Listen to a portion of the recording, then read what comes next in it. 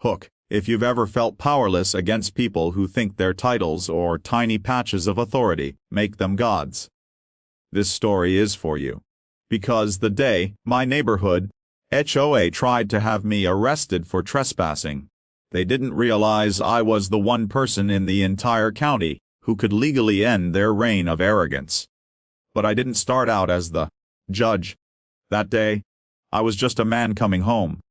It was a gray Saturday morning when I pulled into the cul-de-sac of my new neighborhood, the tires of my old black sedan crunching against the fresh gravel.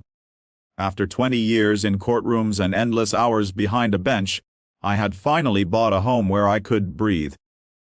A quiet, tree-lined street in a gated community called Maple Creek Estates. It looked like peace. It smelled like peace. I thought I'd found it. Boxes filled the back seat, labeled with my late wife's handwriting. Kitchen. Books. Winter coats. She had passed 2 years earlier, and this move was supposed to be a new beginning. I remember sitting in the driver's seat, gripping the steering wheel, whispering, "We made it, Sarah." The house itself wasn't much. A modest 2-story with a sagging porch swing and a view of the lake behind it. I hadn't met a single neighbor yet, but I'd received 3 emails from the HOA before even moving in, one reminding me to maintain curb appeal, one about trash collection schedules, and another warning that any unapproved modifications would result in fines. I shrugged them off. Bureaucracy was my bread and butter. I dealt with worse every day in court, but I wasn't ready for what came next. As I stepped out of the car, still wearing my faded jeans and a ball cap, a silver SUV rolled up beside me. A woman in her mid-50s, perfectly pressed blouse, pearls, and an expression sharper than a cross-examiner's glare, rolled down her window. "You can't park there," she said flatly, pointing to the curb in front of my own driveway. "I'm sorry," I replied, blinking. "This is a fire lane. OA rules. You'll need to move your vehicle immediately." I turned around. No red line, no sign, nothing. Just a quiet curb under an oak tree. "Mom, this is my driveway. I'm moving in." Her lips tightened like she was holding back a scream. "You're moving in? Without checking in with the HOA first?" That's when I realized this wasn't a welcome. It was an interrogation. She introduced herself as Margaret Lane, the HOA president. And from that moment, I knew she was trouble. She started lecturing me about bylaws, landscaping requirements, and mailbox uniformity, as though I'd just confessed to a crime. "Look," I said calmly, trying to diffuse it, "I just want to get my boxes inside. I'll review the guidelines once I'm settled." Her response: "That's not how things work here. Everyone follows the same process. If you don't, we fine you, or remove you." She drove off after that, but not before snapping photos of my car and the moving boxes, muttering something about recording violations. I should have laughed it off. But a chill crept up my spine. By noon, I'd already received my first HOA violation notice via email. Unauthorized parking. It would have been funny if it weren't so absurd. I decided to visit the community office to clear things up. The office was a small building near the pool, run by 2 volunteers and a property manager named Rick. When I walked in, Rick didn't even look up from his computer. "Can I help you?" he mumbled. "Yeah, I just moved into 142 Maple Court. I think there's been some confusion about—" Oh, you're the new guy Margaret told us about," he interrupted, sighing. "Yeah, she already reported you. Said you were being aggressive and refused to follow parking protocol." I froze. Aggressive? I hadn't even raised my voice.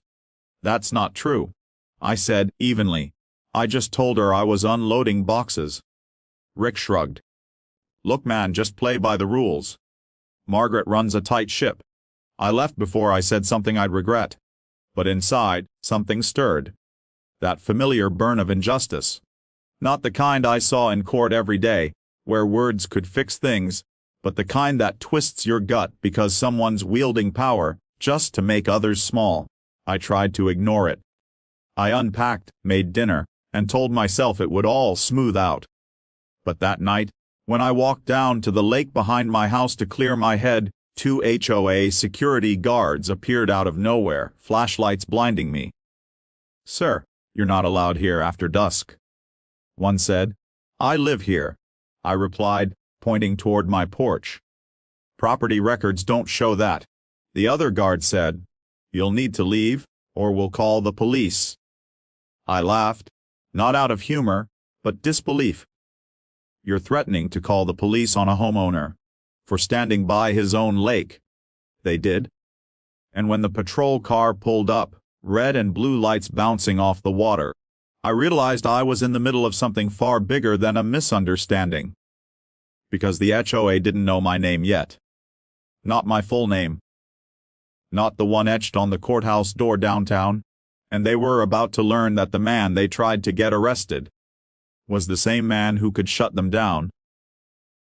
The red and blue lights painted the lake like a crime scene. I stood there, still in disbelief, as the officers stepped out of their cruiser. My heart wasn't racing. Not from fear, at least. It was something deeper, something that comes when a line is crossed one too many times. The taller officer, a young man with a cautious look, spoke first. "Sir, we got a call about a trespasser. Can we see some ID?" "Of course," I said, handing it over without hesitation. He looked at it, read my name, Judge David Carter, and his eyebrows shot up like he just realized who he was talking to. The other officer peeked at the ID too, his expression quickly shifting from suspicion to a nervous half-smile. "Your Honor," the younger one said. Sorry, sir. We didn't realize." "I know," I interrupted gently. "You're just doing your job." I glanced over at the 2 HOA guards who had called them. Their smirks melted instantly. The older one stammered something about miscommunication. But I was done playing nice. "Gentlemen," I said evenly, "I suggest you go back and tell your president that before she calls the police again, she should make sure she's not the one trespassing on people's rights." The officers nodded, muttered apologies, and drove off. The guards followed, looking pale as ghosts. That night, I didn't sleep. I sat in my study surrounded by unpacked boxes, replaying every word, every insult, every rule they threw around like it was scripture. I'd seen power abused in many forms, on the bench, behind corporate doors, even within families. But there was something uniquely cruel about neighborhood tyranny. These weren't politicians or CEOs. They were ordinary people who'd found a taste of authority and let it rot their decency. And now, they'd targeted me. But they'd also made a bigger mistake. By morning, I had already pulled the HOA's filings from the county website. It didn't take long to notice problems: missing financial disclosures unexplained, maintenance charges, and several complaints filed by other homeowners that had been conveniently dismissed. Margaret Lane's signature appeared on nearly every page. Later that day, I decided to attend the next HOA board meeting. No one knew I was coming. The meeting was held in the clubhouse, filled with rows of folding chairs, and a long table at the front where the board sat. Margaret in the center, wearing her pearls like a crown. The moment I walked in, conversation stopped. Her eyes widened, but she quickly forced a polite smile. "Oh, Mr. Carter," she said sweetly. "I wasn't expecting you. I hope we can resolve your misunderstanding." I smiled back. "That's exactly why I'm here." She launched into her agenda, listing rule violations and landscaping updates, pretending I didn't exist. When she finally opened the floor for comments, I raised my hand. "Yes, the gentleman in the back," she said, her tone dripping with condescension. I stood up. "Before we discuss grass height and mailbox paint, I'd like to address something more serious.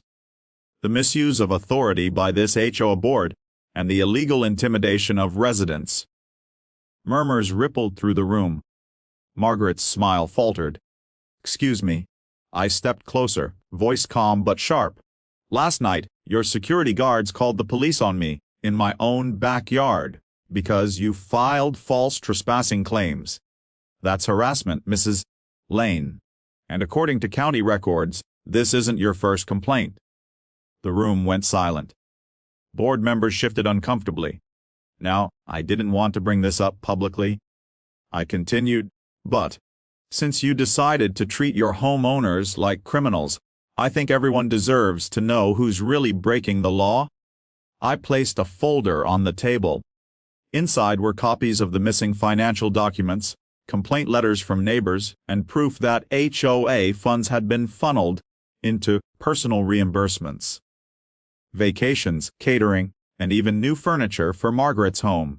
The collective gasp that followed was almost theatrical. Margaret's face drained of color. You have no right to. Actually, I cut in. I do, because in addition to being your neighbor, I'm also the presiding judge for this county's small claims and civil oversight division, which means your HOA operates under my jurisdiction. Every jaw in the room dropped. A few people clapped quietly. I looked directly at Margaret. You tried to humiliate me. You tried to use law enforcement to scare me. But what you didn't know is that the law doesn't bend to bullies. Not in my court, and not in this neighborhood. I turned to the homeowners. You all deserve better than this. If you've been fined unfairly, intimidated, or silenced, I want you to know, you have a voice now, and I'm going to make sure it's heard. The next week was chaos. The county launched a formal investigation into the HOA's finances. Margaret resigned before charges were filed, and the rest of the board followed soon after. In her absence, the homeowners elected a new committee. People who actually cared about the community rather than controlling it. I didn't seek revenge. I didn't need to. Justice, when done right, doesn't roar. It resonates quietly through change. A few months later, the lake was peaceful again. The laughter of kids replaced the echo of flashlights and threats. Neighbors waved at me when I walked by, not because I was a judge, but because they finally felt free to smile again. One evening, I sat on that old porch swing with a cup of coffee, the sunset turning the water gold. For the first time in years, I felt peace. Real peace. I thought of Sarah. How she'd hated how much I worked, how she'd always said, "You don't have to wear the robe to do the right thing, David." And she was right, because in the end, the real victory wasn't that I'd exposed the HOA. It was that I'd reminded an entire neighborhood that they didn't have to be afraid of the people who were supposed to protect them. I looked out at the lake and whispered, "We made it, Sarah." Finally. Then I smiled. Because for once, I wasn't just enforcing justice. I was living it.